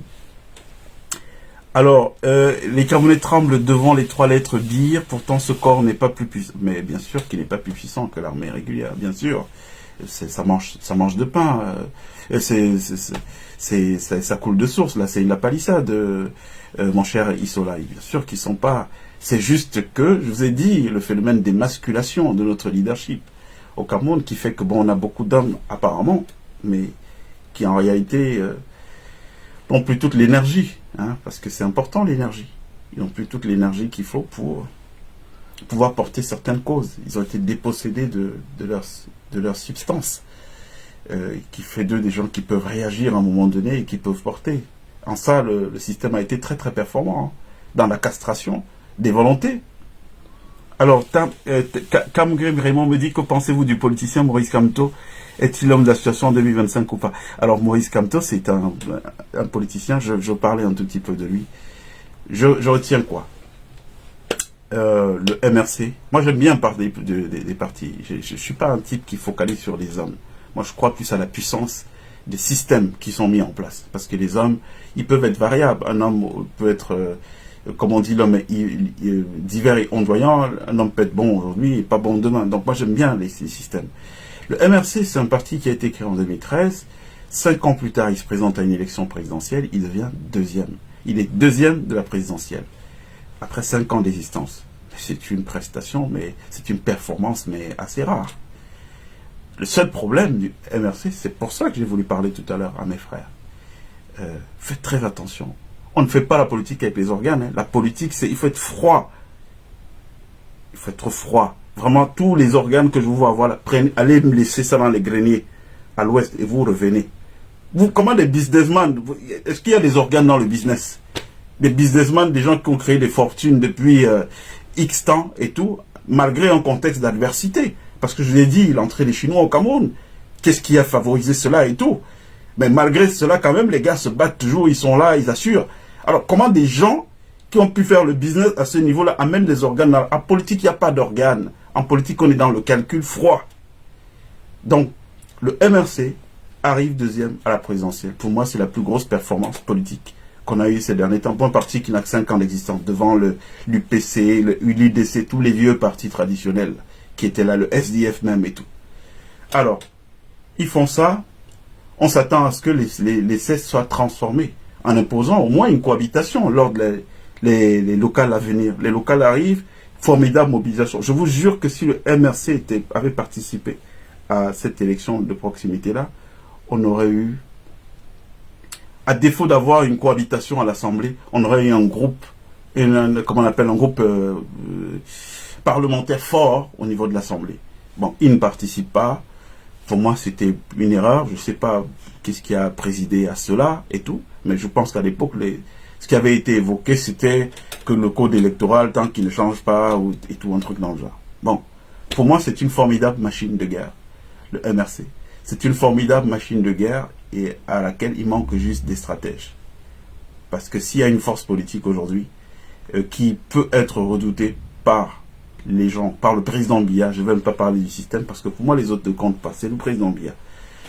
S'il y a une force politique qui peut être redoutée aujourd'hui au Cameroun par le président Biya, c'est Eliba Mileke. Ça, je vous le dis, il faut que vous ayez conscience de cela. C'est pour ça que quand je vous vois gaspiller l'énergie, aller à gauche, à droite dans des trucs inutiles, alors que vous avez tout ce qu'il faut, et c'est parce que vous avez tout ce qu'il faut que vous faites peur, et tout. C'est les seuls aujourd'hui. Pourquoi? Parce que, le MRC, c'est un parti qui sait se mobiliser, qui sait se solidariser, qui a la capacité de décider des moyens, et puis de mettre ces moyens sur la table pour agir. Maintenant, moi je pense que la faiblesse du MRC, c'est au niveau de la stratégie. Oui, parce que comment voulez-vous qu'une machine comme celle-là, aujourd'hui, repose sur un seul ressort? Ça veut dire quoi? Nous, on est le camp d'en face. Imaginez que moi, je travaille pour les gens d'en face et tout.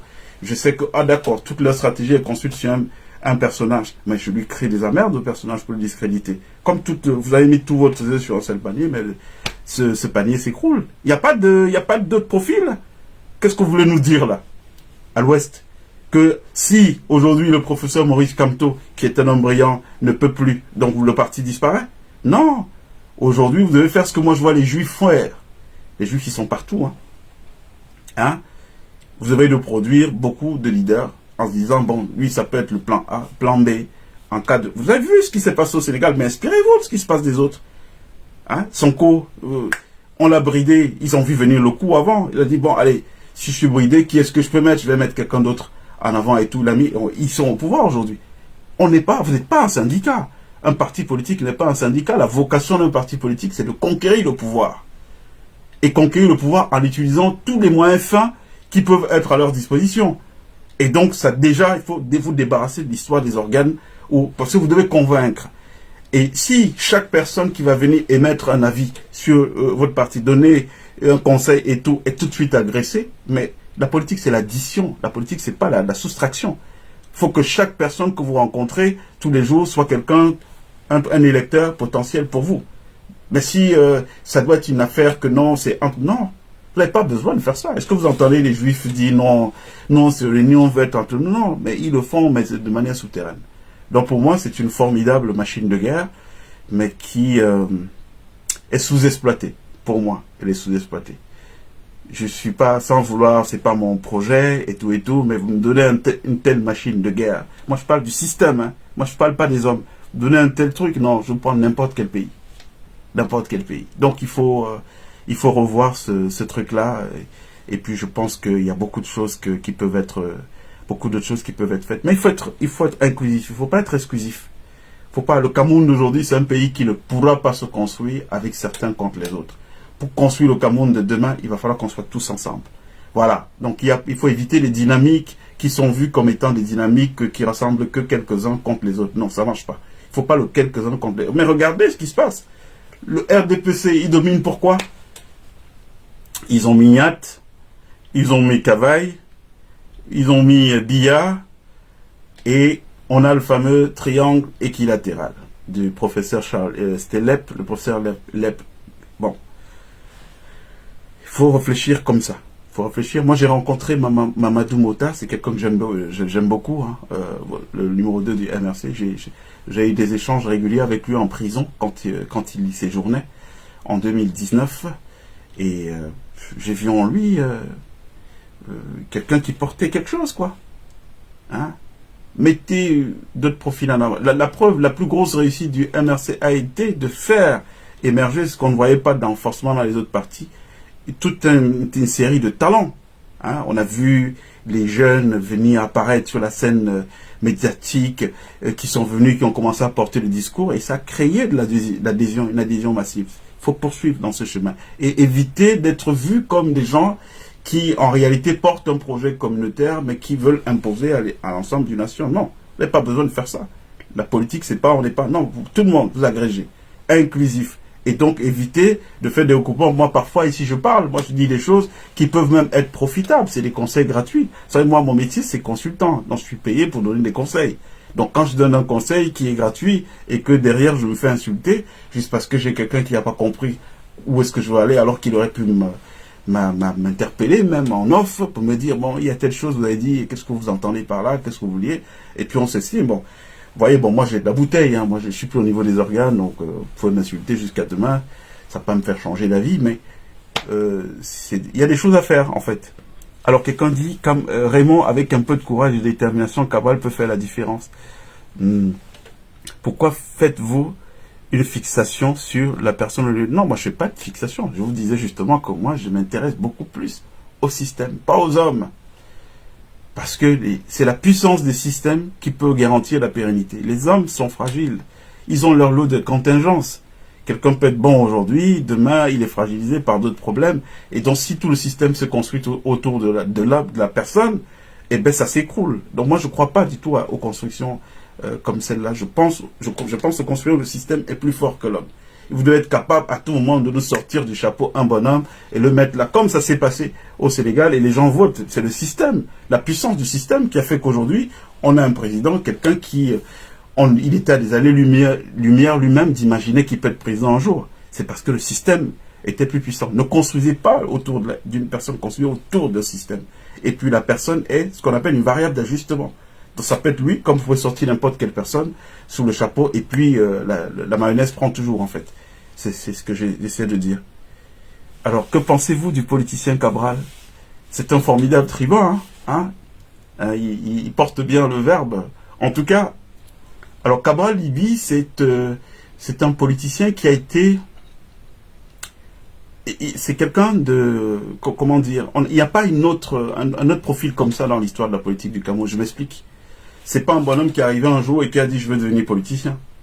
C'est un bonhomme qui participait à des émissions à la télévision, il portait bien le verbe et tout, et les gens, il a été l'objet d'un plébiscite. C'est-à-dire que c'est un plébiscite populaire qui a fait de lui un homme politique. Je ne sais pas si vous comprenez. Et c'est pour ça que quand j'entends dire, oui, les Bami, ils n'aiment pas d'autres gens. Moi, je me rappelle qu'à l'époque, ceux qui ont porté Cabral pour transformer l'homme médiatique en homme politique, ce sont des Bamileke. Moi, je me rappelle comme si c'était hier. Et tout. Donc, pour revenir sur la personne de Cabral Libye, c'est quelqu'un qui porte bien le verbe, hein, bonne énergie, hein, en tout cas au début, et je pense qu'il aurait quand même gagné à consolider les structures avec lesquelles il s'est construit au départ. Parce que vous voyez, un grand homme politique, on l'évalue aussi à sa capacité aux loyautés, aux fidélités. J'observe qu'il y a beaucoup de gens qui étaient avec lui au départ, au début, quand il commençait, et qui sont plus là. Or, je l'ai dit, c'est quoi le but de la politique? La politique, c'est les additions, c'est pas les soustractions. C'est-à-dire que tu as déjà une famille, un socle, celui qui te porte. Si ce socle qui te porte, au socle qui te porte, tu dois additionner de nouvelles personnes qui viennent. Mais c'est pas des nouvelles personnes qui viennent, d'autres s'en vont, c'est pas bon. Donc, il faut qu'il travaille déjà à créer de la constance. Je vois que c'est quelqu'un qui a bénéficié de beaucoup de grâce dans un pays comme le Cameroun. C'est-à-dire que c'est les Camerounais qui sont levés, qui ont dit, bon, ce gars-là, il va être notre Macron. Hein, bon, c'est peut-être un peu abusé. J'aime pas trop ça, ces comparaisons, mais il va être un homme politique sur lequel on va... Donc, il a été fabriqué de toutes pièces par les Camerounais. Bon, est-ce que avec du recul aujourd'hui, on est sur les mêmes taux d'engouement? Pourquoi cet engouement a été perdu? Il va falloir répondre à ça. Mais à la base, je pense qu'il a un très très grand potentiel. Il avait un grand potentiel hein, d'être quelqu'un qui a pu mettre tous les Camerounais d'accord comme ça. Il n'y avait pas de problème de tribalisme là, vous voyez? C'est des gens d'ailleurs qui sont venus, qui l'ont plébiscité, et puis il a intéressé tous les Camerounais, il a agrégé, et puis voilà. Mais voilà, c'est bon profil politique, je pense. Hein. Alors voilà, il y a Solange Guénin qui dit voilà, j'avais cotisé pour 110 millions de machins là. Non, Solange, ne soyez pas dur, vous savez, le pays qui s'appelle Cameroun, c'est un pays très compliqué. Il y a trop de pression en interne. Trop de pression. Parce que, et vous savez, on n'est pas propre. Hein. Chaque être humain a sa part de cadavres dans les placards. Donc, parfois, vous êtes rattrapé par des cadavres que vous-même vous avez oubliés et vous pouvez vous retrouver l'objet de chantage qui vous font virer votre cutie. C'est des choses qui arrivent. Soyez pas dur. Dites-vous qu'on est dans un phénomène, dans un mouvement d'apprentissage politique. Alors, qui me dit là? C'est vous, le Camto ne sera jamais. Pourquoi il serait jamais président? Tous les Camerounais ont le droit d'aspirer à la présidence et de le devenir si l'ensemble de leurs concitoyens estiment qu'ils ont le talent et ils peuvent porter des aspirations collectives. Non, moi je suis pas pour le tel ne peut pas être président. Pourquoi il va pas être président? Non, Camto, comme un autre, a le droit d'être président du Cameroun. Et dans son cas, on a vu qu'il a déjà fait un essai et l'essai n'était pas mal. Arrivé deuxième, après 5 ans d'existence seulement comme parti politique, même si je considère quand même, pour être tout à fait honnête, qu'on est dans un pays aujourd'hui où tout un peu sous contrôle. Quoi. Vous voyez un peu, le pouvoir décide de qui doit être là, qui ne doit pas être là. Bon. Alors, il y a quelqu'un qui dit, j'ai contribué aussi à vous porter en son temps lorsque vous avez votre émission Magic FM. J'attends toujours mon café. Ah oui, ben Raymond, je sais que c'est une boutade, Raymond, je le connais depuis 25 ans. Aujourd'hui, un peu plus ou un peu moins. Raymond, c'était un de mes auditeurs à l'époque qui était très très fidèle. Raymond Kamga, c'est son vrai nom et justement je garde un très très bon souvenir. C'est pour ça que je ne crois pas à l'histoire de tribalisme dont les gens parlent. C'est ceux qui ne connaissent pas. Vous savez, ils savent pas quels sont les liens que les uns ont avec les autres. Ah d'accord, la réponse ne m'était pas adressée à Issatou. D'accord, j'ai bien compris. Bon, comme toi arrivé deuxième où il a gagné, bon, c'est ce que les résultats officiels ont dit. Donc, on revient à ce que je disais tout à l'heure, c'est-à-dire que il faut contrôler la machine qui décide, qui donne les résultats. Si vous ne contrôlez pas cette machine qui donne les résultats, faites tout ce que vous voulez. Soyez 500 000 nouveaux électeurs dans les listes. Bon, si en fin de journée, la machine qui dit qui a gagné est une machine contrôlée par le camp adverse, mais ça sert à rien. Donc, si vous devrez aller sur les rues, donc insurrection populaire pour défendre ce vote, peut-être le faire par anticipation pour que la machine à trancher soit déjà une machine sincère. Alors quelqu'un dit, si le MRC avait participé aux élections, je vous jure que ce parti n'existerait pas aujourd'hui. Comment expliquez-vous cette décision? Elle fait si mal au régime en place. Non, je c'est pas sûr, c'est pas sûr. Moi je pense que aujourd'hui il n'y a pas d'opposition au Cameroun, dans le sens que, vous voyez, il y a une absence de débat démocratique à l'Assemblée nationale. Parce que dès que vous sortez de M. Liby, qui de temps en temps essaye quelques saillies, il y a qui? Et je pense que d'ailleurs, en termes de compagnons de lutte à l'Assemblée, j'ai vu, il y a une jeune dame dans son parti, je crois que c'est sa porte-parole, je n'ai pas compris que des fortes têtes comme celle-là ne soient pas parmi les gens qui étaient investis par son parti pour devenir députés, parce que notre Assemblée nationale a besoin d'être animée, quoi. On a plein de pépés qui boivent du bilibili avant de venir aux sessions, à l'Assemblée, du coup, le débat est endormi, quoi. On dirait quand même besoin d'avoir des gens qui ont un certain panache pour pouvoir animer le débat. Une fois de plus, je vous dis, moi, je ne crois pas du tout aux organisations qui reposent sur les hommes. Je crois sur un homme. Je crois aux organisations qui reposent sur un système. Regardez quand Sarkozy était président en France. Vous aviez Rachida Dati, Ramayad, Jean-François Copé, Xavier Bertrand. Ces gars pouvaient vous tenir en haleine des plateaux de télé, de radio sur une journée. Et c'était des talents à tout bout de champ. Ça sortait comme ça du chapeau et c'est beau de cette manière. Il ne faut pas vouloir être seul à exister alors qu'il y a d'autres talents. Non, il ne faut pas exister beaucoup de talents. Il faut avoir un problème, même un problème de santé.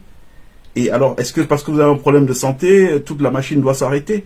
Donc il faut fabriquer des talents, quoi. Il faut mettre des gens en avant en fonction des capacités qu'ils ont. Et puis ça va permettre que tout le monde... Oui, ben voilà, M. Ebongue, Biya ne perdra jamais le pouvoir par les... Mais c'est clair qu'il ne perdra pas le pouvoir par les urnes. Sauf si ce sont des élections qui ont respecté toutes les conditionnalités auparavant. Hein? Ouais, c'est vrai, Diana. C'est une utopie de croire qu'on peut gagner aux urnes. Non. Moi, je pense que c'est compliqué. Ça va être très, très compliqué. Moi, ce que je suis en train de voir, c'est que, bon... Il recule, hein, j'en profite pour vous donner les dernières nouvelles. Bon, aujourd'hui, on a tapé un peu trop fort en plein cœur d'un truc. Ils s'attendaient pas à ce que aujourd'hui tout le monde soit au courant de ce qui est en préparation. Donc, ils peuvent être tentés de nous refaire le coup du vieux candidat en 2025 pour continuer à faire la gouvernance en back-off. Ça, c'est ce qui se prépare, mais ça aussi, il va falloir qu'on puisse le dire. Le vieux doit pouvoir nous montrer qu'il a toutes les capacités de pouvoir gérer un pays. Moi, je n'y crois pas. Hein? Et, papa, tu as fait ce que tu pouvais faire. 50 ans de vie publique, c'est trop. Il faut que tu te reposes. Hein? C'est normal de se reposer. Donc, ça aussi, ce sera même un problème. Nous présenter le président Biya en 2025 comme candidat. Moi, personnellement, je serais opposé à ça. Ouais, parce que je pense que... Bon, qu'est-ce qu'il va faire les 7 prochaines années qu'il n'a pas pu faire en 42 ans? Dites-moi. C'est quoi qu'il va faire? Au moment où il n'a plus de vigueur, c'est-à-dire qu'il est arrivé au pouvoir en 1982, il était plein de vigueur, de panache et tout. Il était la personne qui exécutait les projets d'Aïdjo. Bon, pourquoi il n'a pas poursuivi les choses? Et c'est maintenant en 2025 qu'il va faire quoi? Donc là, on est dans le pouvoir pour le pouvoir, les gens qui veulent être là. Ça nous apporte rien, ça. Vous dites que vous êtes un consultant, mais je ne comprends pas comment vous pouvez comparer une dictature à une démocratie. J'ai comparé quelle dictature à une démocratie? Pierre, précisez, s'il vous plaît, que je comprenne très bien. Parce que je n'ai pas compris votre question. Alors, le leader du MRC est le politicien le plus engagé du Cameroun actuellement. J'attends les autres. Qu'est-ce qu'il dit? Alors, j'attends des autres le même engagement, ou alors plus... bon, et c'est Eric, c'est votre point de vue, hein, il est respecté, je le respecte. Alors, bon, on va devoir se quitter, je sais pas combien de temps on a mis là, hein, mais j'ai quand même l'impression qu'on a mis un peu de temps, un paquet de temps.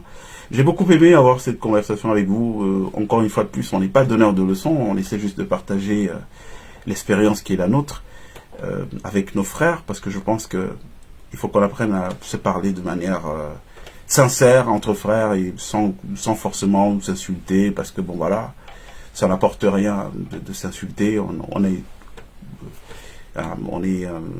comment dire ça, on a une collectivité de destin aujourd'hui, et je vous ai dit, oubliez cette histoire de tribus, machin, vous ne savez pas ce qui se passe. C'est quand vous allez dans le sud profond et que vous trouvez au fin fond d'un village comme Van Bisson ou Mezese, vous trouvez qu'un champ de cacao est tenu par un père qui est parti de Bafou il y a, je sais pas moi, 40 ans, il a toujours été là-bas.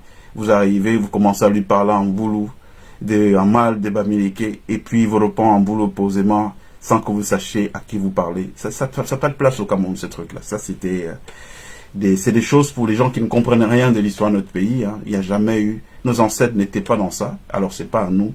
Si on veut s'inspirer d'eux, c'est pas à nous d'amener ça dans le débat politique au Cameroun.